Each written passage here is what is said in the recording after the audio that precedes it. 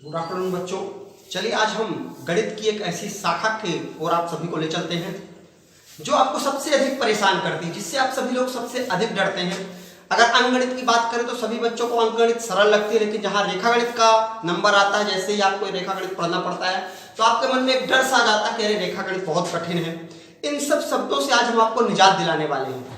एक ऐसी पद्धति की ओर, गणित की अगर बात करें तो सबसे हार्ड अगर कोई बच्चा मानता है तो रेखागणित को मानता है। रेखागणित की अगर बात करें तो ज्यामिति मींस रेखागणित, ज्योमेट्री, तो ज्योमेट्री अगर बात करें ज्यामिति जो है, ज्यामिति गणित की वह शाखा है जिसके अंतर्गत हम बिंदुओं, रेखाओं, वक्रों, समतलों तथा अन्य का अध्ययन करते हैं। रेखागणित गणित की वह शाखा है जिसके अंतर्गत हम बिंदुओं, रेखाओं, वक्रों, समतलों तथा अन्य का अध्ययन करते हैं। फिर रेखागणित के अंतर्गत आज हम किनका अध्ययन करेंगे इसके बारे में आपको बता रहे हैं। रेखागणित के अंतर्गत बिंदु आपने सुना होगा, रेखा सुनी होगी। रेखाओं का अगर प्रकार करें, वैसे तो आप लोगों ने सरल रेखा और वक्र रेखा सुना होगा, लेकिन आपके कोर्स में कम है। समांतर रेखा आप सभी ने सुनी होगी, प्रतिच्छेदी रेखा, संगामी रेखा, किरण, रेखाखंड, कोण।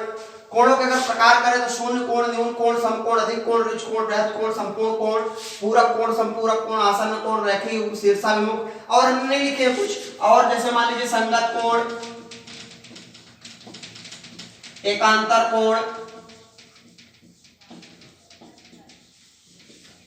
तो आज कुछ तो हम आज पहले ही वीडियो में, इस वीडियो में बता दें, कुछ जो रह जाएगा वो अगले वीडियो में आप सभी को बताएंगे। इसलिए आप लोग इस वीडियो को बहुत अच्छे से देखिएगा, अगला जो वीडियो हम लोड करने वाले हैं उसको भी आप लोग देखिएगा, और जो आपकी जो परेशानी है उस परेशानी से आज निजात दिलवाएंगे। तो चलिए हम चलते हैं सबसे पहले बिंदु की ओर। बिंदु की परिभाषा, बहुत लोग कहते हैं बिंदु बहुत छोटा लगता है, लेकिन अगर परिभाषा की बात करें तो कोई अगर पूछ ले आपसे कि बिंदु की परिभाषा क्या होती है तो आपको परेशानी आती है। वैसे अगर बात करें, बिल्कुल ये जो है यही बिंदु है, लेकिन अगर कोई बोल दिया कि बिंदु की परिभाषा बताएं, ये बिंदु है, आप भी जानते हैं कि ये बिंदु है, इसको अपन ए बी इस प्रकार आप नाम देते हैं, लेकिन बिंदु की परिभाषा की अगर बात करें तो परिभाषा क्या होती है। अगर आपकी भाषा में जो ये बिंदु आप देख रहे हैं उसकी अगर परिभाषा इस हिसाब से आप देना चाहते हैं तो आप कह सकते हैं किसी पेंसिल, पिन या पेन द्वारा किया गया सूक्ष्म चिन्ह बिंदु कहलाता है। क्या? किसी पेंसिल, पिन या पेन द्वारा किया गया सूक्ष्म चिन्ह बिंदु कहलाता है, जिसे अंग्रेजी के किसी अक्षर द्वारा प्रदर्शित करते हैं। जैसे मान लीजिए एक बिंदु लगाया हमने, ए या सी या कखा का भी नाम दे सकते हैं। वैसे अगर बात करें गणित की भाषा में तो बिंदु का स्थान होता है किंतु लंबाई, चौड़ाई या मोटाई नहीं होती। परिभाषा क्या होगी? बिंदु का स्थान होता है किंतु लंबाई, चौड़ाई या मोटाई नहीं होती। समझ में आ गई बात? बिंदु क्या है? किसी पेंसिल, पिन या पेन द्वारा किया गया सूक्ष्म चिन्ह बिंदु कहलाता है, जिसे अंग्रेजी के किसी अक्षर द्वारा प्रदर्शित करते हैं। फिर अगर बात करें और एक और गणित की अगर आप विधिवत परिभाषा लें तो बिंदु का स्थान होता है किंतु लंबाई, चौड़ाई या मोटाई नहीं होती। दूसरा जो पॉइंट हमारा लिखा हुआ है रेखा है, तो रेखा क्या है? रेखा की एक परिचय आपको देता हूं। रेखा में आप ध्यान दीजिएगा, दोनों तरफ ये एरो लगा होगा, ये एरो दोनों साइड लगा होगा। अगर दोनों साइड लगा, जैसे मान लीजिए कोई ए बी रेखाखंड, आप रेखा आपको बताना है, तो अगर रेखा रहेगा तो दोनों तरफ इस तरह लगा रहेगा, इस तरह लगा रहेगा तो आप समझ लीजिएगा ये रेखा है। अच्छा ये बताइए दोनों साइड ये क्यों लगा हुआ है तीर का निशान? ये यह बात बता रहा है कि यह इधर भी जा सकती है और इधर भी जा सकती है। जिस तरफ तीर लगता है उसी तरफ भगती है। जैसे आप लोगों ने समझे रामायण देखी होगी, रामायण में कभी देखा कि जिस तरफ एरो लगा उसको रामचंद्र जी अपनी तरफ कर ले और जो दूसरा हिस्सा उसको रावण की तरफ कर दे? ऐसा तो कभी नहीं होता। जो तीर है वो हिस्सा हमेशा सामने की ओर करते हैं और फिर उसको खींच के हम जब यहाँ से छोड़ते हैं तो तीर आगे की ओर भाग जाता है। तो इससे सिद्ध होता है कि जिधर एरो लगा होगा उधर ही बढ़ेगा। यहाँ पे हम रेखा में क्या देख रहे हैं कि दोनों साइड एरो लगा है, दोनों साइड एरो लगा है, इसका मतलब ये दोनों साइड बढ़ेगा। तो अगर बात करें तो रेखा की परिभाषा क्या हो जाएगी? रेखा एक कल्पना है जिसका दोनों दिशाओं में अनंत तक विस्तार होता है। रेखा एक कल्पना है जिसका दोनों दिशाओं में अनंत तक विस्तार होता है। रेखा की लंबाई होती किंतु चौड़ाई या मोटाई नहीं होती। क्या? रेखा एक कल्पना है जिसका दोनों दिशाओं में अपरिमित रूप से विस्तार होता है। रेखा की लंबाई होती किंतु चौड़ाई या मोटाई नहीं होती। अब रेखाखंड की बात कर लेते हैं। इसमें रेखा के बाद हमने यहाँ पे रेखाखंड लिखा है, यहाँ पे देखिए। आप सोचेंगे बीच का तो छोड़ दे, बताएंगे, लेकिन रेखा के बाद रेखाखंड माने रेखा का टुकड़ा, खंड।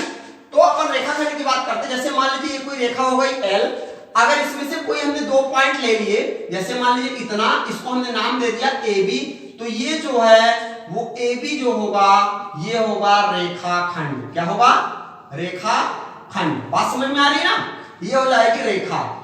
क्या है? रेखाखंड के 2 अंत बिंदु होते हैं। रेखाखंड के 2 अंत बिंदु होते हैं। रेखाखंड की परिभाषा बात करें तो रेखाखंड रेखा का एक भाग होता है जिसके 2 अंत बिंदु होते हैं। कहने का तात्पर्य है कि रेखाखंड ना इधर ही बढ़ेगा ना इधर ही बढ़ेगा। ठीक है। फिर एक और किरण लिखी हुई है, किरण की हम बात कर लेते हैं। तो किरण जैसे मान लीजिए ये कोई रेखा है, ठीक है, यहां पे मान लीजिए हमने कोई पॉइंट ले लिया, ओ इधर हो गया, ए इधर हो गया, बी, तो जो OB होगी वो किरण होगी, ऐसे ही OA होगी वो किरण होगी। इसमें 2 किरणें बन जाएंगी। तो किरण की परिभाषा क्या होगी?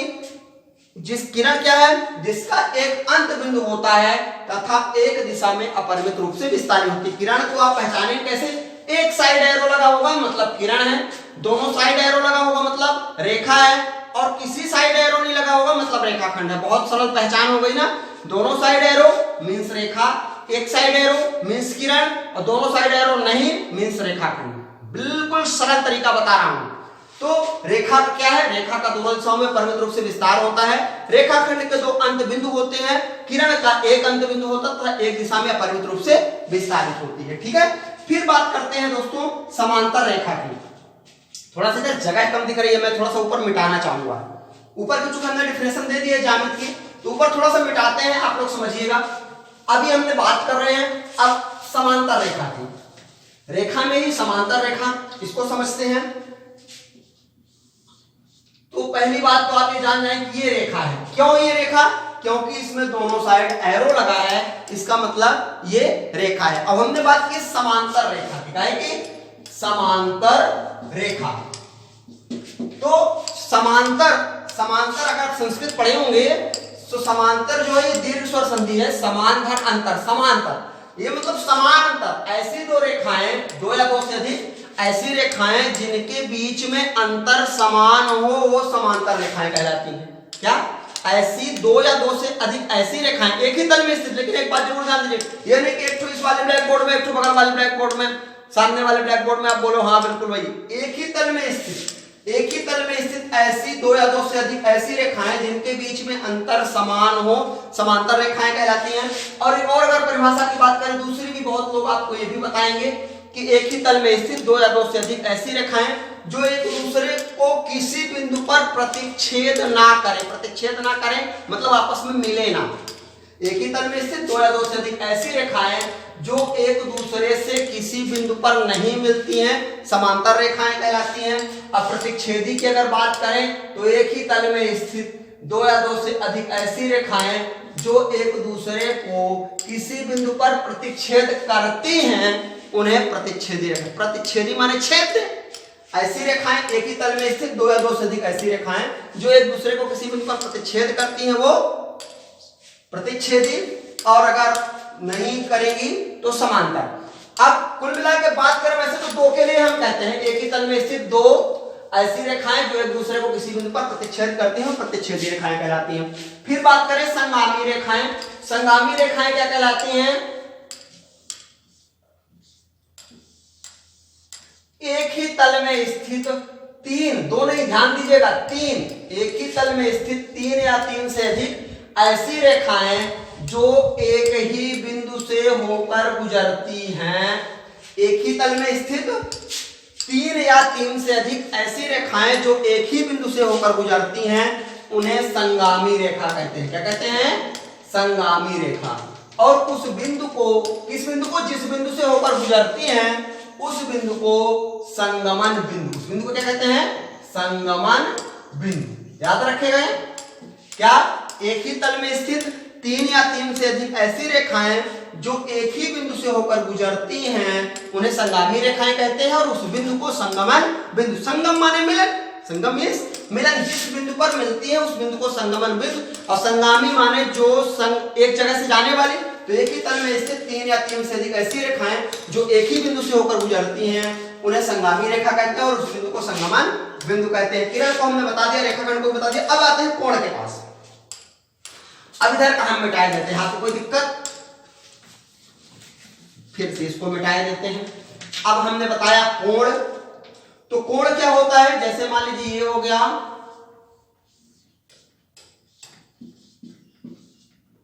ये कोण है, तो ये तो आपने देख लिया कैसे बना है, मतलब कोण है। लेकिन अगर परिभाषा की बात करें तो दो आसन्न किरणों के मध्य झुकाव को कोण कहते हैं जिनका प्रारंभिक बिंदु एक ही हो। ये हो गया कोण। दो आसन्न किरणों, दो या कि आसन्न आपको बोल जाएगा तो ऐसा भी लिख सकते हैं कि दो किरणों के मध्य झुकाव को कोण कहते हैं जिनका प्रारंभिक बिंदु एक ही हो, या ऐसा भी कह सकते हैं कि ऐसी दो किरणें जिनका प्रारंभिक बिंदु एक ही, उनके मध्य जो झुकाव होता है उसे कोण कहते हैं। बात समझ में आ गई। अब बात करते हैं कोणों का प्रकार, इधर हम चलते हैं। तो कोणों के प्रकार में पहला लिखा है शून्य कोण, तो आप बहुत आसानी से बता सकते हैं ऐसा कोण जिसका माप शून्य अंश हो या शून्य अंश के माप के कोण को शून्य कोण कहते हैं। न्यून कोण की बात करें तो न्यून कोण मतलब ऐसा कोण जिसकी माप शून्य अंश से अधिक व 90 अंश से कम हो। शून्य से 90 के बीच में अगर माप होगी, शून्य अंश से लेके 90 अंश के बीच, ध्यान दीजिएगा, शून्य और 90 के बीच का तात्पर्य शून्य और 90 को नहीं गिनेंगे, इसमें शून्य व 90 के बीच हो, शून्य व 90 के बीच, ध्यान दीजिएगा। अगर शून्य अंश का होगा तो शून्य कोण कहलाएगा, 90 अंश का कहलाएगा तो समकोण कहलाएगा। अगर शून्य और 90 के बीच में होगा, शून्य व 90 के बीच, ध्यान दीजिएगा, शून्य और 90 के बीच का अगर अंश माप है, ऐसा कोण जिसकी माप शून्य अंश से अधिक व 90 अंश से कम हो उसे न्यून कोण कहते हैं। ऐसा कोण जिसकी माप 90 अंश हो उसे समकोण कहते हैं। समकोण की माप 90 अंश होती है। अधिक कोण की बात करें तो ऐसा कोण जिसकी माप 90 अंश, ये तो 90 का होता है, ये जो है 90 का है, 90 से अधिक मतलब इस साइड हो, 90 अंश से अधिक व 180 से कम मतलब 90 से 180 के बीच, ठीक है। अगर 90 से 180 के बीच मतलब 90 अंश से अधिक, 90 होगा तो समकोण, 90 से अधिक माने 91 से लेके 179 तक अधिक कोण, ठीक है। फिर आता है ऋजु कोण। ऋजु कोण को आदमी सरल कोण भी कहता है। 180 अंश के कोण को ऋजु कोण कहते हैं। 180 अंश हो गया, ठीक है, 180 अंश के कोण को ऋजु कोण कहते हैं। फिर इधर बृहद कोण या प्रतिवर्ती कोण भी इसी को कहते हैं। तो प्रतिवर्ती कोण क्या कहलाता है? प्रतिवर्ती कोण मतलब ये मतलब ये इतना तो 180 होगा, 180 से जो अधिक होगा मतलब 180 से लेके 360 के बीच हो, मतलब 180 से ज्यादा हो, 181 से लेके 359 तक का अगर कोण है तो उसे प्रतिवर्ती कोण कहेंगे। और संपूर्ण कोण जो होता है वो 360 अंश का होता है। ये जो होता है 180 से 180 व 360 के बीच, याद रहेगा। फिर से एक बार देख लें, शून्य कोण ऐसा कोण जिसकी माप शून्य अंश हो, शून्य कोण कहलाता है। न्यून कोण मतलब शून्य से अधिक और 90 से कम, ऐसा कोण जिसकी माप शून्य व 90 के बीच हो, मतलब 1 से लेके 1 2 3 4 से लेके 89 तक का अगर कोण है तो उसको न्यून कोण कहेंगे। 90 अंश के कोण को समकोण कहेंगे। 90 से 180 के बीच हो मतलब 91 से लेके 179 तक अगर रहेगा तो अधिक कोण कहेंगे। 180 के कोण को ऋजु कोण या सरल कोण कहेंगे। बृहद कोण मतलब प्रतिवर्ती कोण। प्रतिवर्ती कोण 180 से 360 के बीच में इस तरह बनेगा, हमने आपको दिखाया। जैसे मान लीजिए सपोज दैट 270 का कोण हो, मतलब आप 180 ऐसे होता है, इससे इधर करके पीछे साइड करेंगे तो प्रतिवर्ती कोण बन जाएगा। 360 अंश के कोण मतलब वृत्त पूरा बन जाएगा, 360 अंश का कोण हो जाएगा, इसको संपूर्ण कोण कहते हैं। फिर पूरक कोण, फिर क्या है? पूरक कोण। तो पूरक कोण क्या कहलाते हैं? ऐसे दो कोण जिनका योग 90 अंश हो उन्हें पूरक कोण कहते हैं। ऐसे दो कोण जिनका योग 90 अंश हो। जैसे कहने का तात्पर्य है, कोई अगर पूछा कि अगर कोई कोण 40 अंश का है, यदि कोई कोण 40 अंश का है तो उसके पूरक कोण का मान कितना होगा, तो आप फटाक से बता देंगे क्या? 50 अंश होगा। क्यों? क्योंकि जब दो कोणों का योग 90 अंश होता है तो प्रत्येक कोण एक दूसरे का पूरक कोण कहलाता है। क्या? ऐसे दो कोण जिनका योग 90 अंश हो, दो ऐसे कोण जिनका योग 90 अंश हो तो प्रत्येक कोण एक दूसरे का पूरक कोण कहलाता है। कहने का तात्पर्य अगर कोई कोण 30 अंश का है तो उसका पूरक कोण कितने अंश का होगा? 60 अंश का होगा। ठीक है, फिर बात करते हैं समपूरक की। तो समपूरक कोण क्या कहलाता है? ऐसे दो कोण, समपूरक क्या होगा? ऐसे दो कोण जिनका योग 180 अंश हो। कितना? जिनका योग 180 अंश हो, प्रत्येक कोण एक दूसरे का समपूरक कहलाता है। जैसे मान लो कोई बोल दिया कि एक कोण 120 अंश का है तो उसका समपूरक कोण कितना होगा? तो दूसरा क्या होगा?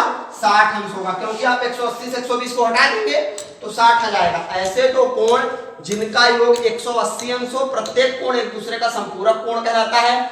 ऐसे दो कोण जिनका योग 90 अंश है, प्रत्येक कोण एक दूसरे का पूरक कोण कहलाता है। अगर पूरक कोण की बात करें, अगर कोई कोण 50 अंश का है तो उसका पूरक कोण कितना होगा? 40 अंश का। लेकिन अगर कोई कोण 50 अंश का है तो उसका समपूरक कितना होगा? मतलब 180 से आप 50 को हटाएंगे, मतलब 130 अंश का। बात समझ में आ गई? इस वीडियो में हमने संपूरक कोण तक जान लिया है। आगे जो भी है आसन्न कोण, रेखीय युग्म, शीर्षाभिमुख कोण, संगत कोण, एकांतर कोण और अन्य जो भी चीजें हैं रेखागणित में, उनके बारे में हम अगले वीडियो में जानेंगे। तो हमारे चैनल में बने रहिएगा, चैनल को सब्सक्राइब कीजिए, लाइक कीजिए, ज्यादा से ज्यादा शेयर करें। जो लॉकडाउन में आपकी जितनी भी परेशानियां हैं वो सभी परेशानियों से आपको हमेशा हमेशा के लिए निजात दिलाएंगे। केवल आपको एक काम करना है, हमारे चैनल को सब्सक्राइब करना है। अगर आप हमारे चैनल को सब्सक्राइब कर लेंगे तो निश्चित रूप से आपकी सभी परेशानियां हमेशा के लिए दूर हो जाएंगी। तो हमारे चैनल में बने रहें, लाइक करें, सब्सक्राइब करें। Thank you.